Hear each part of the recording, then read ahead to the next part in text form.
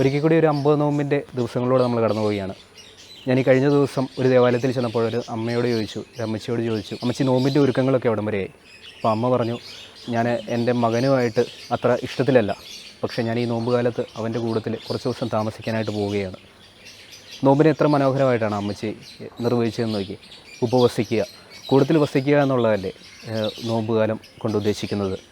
കാഴ്ചകളും കാഴ്ചപ്പാടുകളും ഒക്കെ ഉയർന്ന ഒരു കാലഘട്ടമാണ് നോമ്പുകാലം എന്ന് പറയുന്നത്.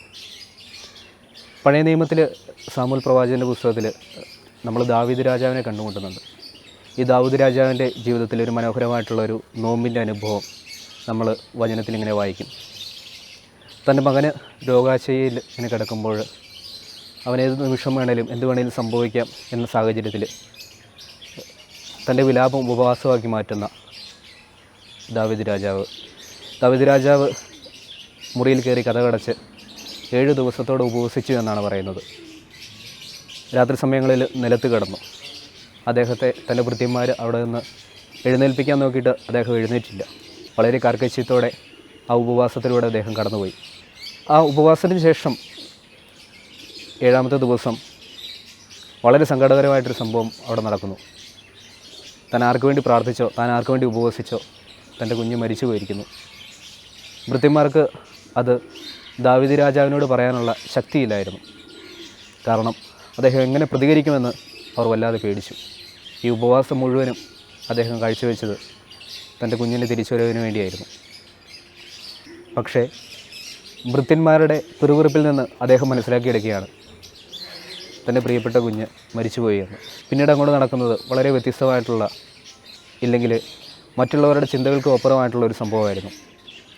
അവിടെ നിന്ന് എഴുന്നേറ്റ് ദാവീദ് രാജാവ് കുളിച്ച് തൈലാഭിഷേകം നടത്തി എനിക്കല്പം ഭക്ഷണം തരുമോ എന്ന് ചോദിച്ചുകൊണ്ട് ചെല്ലുന്ന ദാവീദ് രാജാവിനെ, തൻ്റെ ഭരണകാര്യങ്ങളിലേക്ക് വീണ്ടും കടന്നു പോകുന്ന ദാവീദ് രാജാവിനെ നമ്മൾ കണ്ടുമുട്ടും. ഉപവാസം എന്ന് പറയുന്നത് കാഴ്ചകളും കാഴ്ചപ്പാടുകളും ഒക്കെ മാറുന്ന ഒരു സംഭവമാണ്. മലയാളികളെ ഏറെ അത്ഭുതപ്പെടുത്തിയിട്ടുള്ള വരികളാണ് വയലാറിൻ്റെ വരികൾ. വയലാർ തൻ്റെ മനോഹരമായ ഒരു കവിതാ സമാഹാരത്തിൽ എൻ്റെ ദന്തഗോപുരത്തിലേക്ക് ഒരു ക്ഷണക്കത്ത് എന്ന കവിതാ സമാഹാരത്തിൽ ഇങ്ങനെ എഴുതി വെച്ചു: പടവാളിനേക്കാളും വീണയ്ക്ക് മാനസിക പരിവർത്തനങ്ങൾ വരുത്താൻ സാധിക്കുകയുള്ളൂ. പടവാളിനേക്കാളും വീണയ്ക്ക് മാനസിക പരിവർത്തനങ്ങൾ നടത്താനായിട്ട് സാധിക്കുകയുള്ളൂ. ഈ നോമ്പുകാലത്തിലൂടെ കടന്നു പോകുമ്പോൾ നമ്മുടെ ഒരു ചിന്ത അതാവട്ടെ, നമുക്ക് ഒന്നെങ്കിൽ പടവാളായി മാറാം, ഇല്ലെങ്കിൽ ഒരു വീണയായി മാറാം. ഈശോ എല്ലാവരെയും സമൃദ്ധമായി അനുഗ്രഹിക്കട്ടെ. ആമേൻ.